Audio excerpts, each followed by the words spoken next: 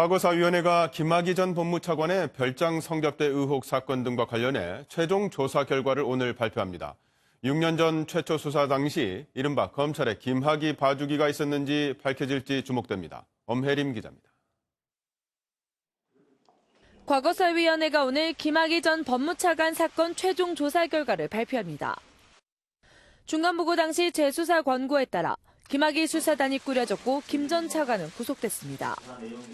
이에 2013년 최초 수사 당시 검찰 수사 과정에서 김학의 봐주기가 있었는지 초점이 맞춰질 전망입니다. 대검 진상조사단은 앞서 검경 수사 외압 의혹과 별정 성접대 의혹의 실체 등 5가지 쟁점에 대한 조사 결과를 보고했습니다.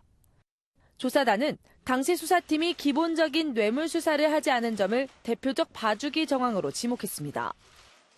성폭력이 아닌 성접대 또는 성매매 사건이라면 김 전 차관과 윤중천 씨 사이에서 돈이 오갔는지 의심해보는 것이 기본.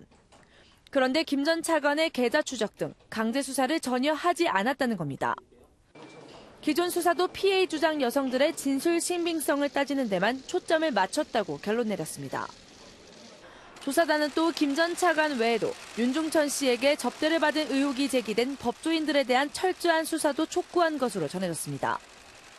하지만 명함 등의 단서만으로 수사에 착수하기 어렵다는 지적도 있어 이들 법조인에 대한 재수사 권고가 내려질지 관심이 쏠리고 있습니다. MBN 뉴스 엄혜림입니다.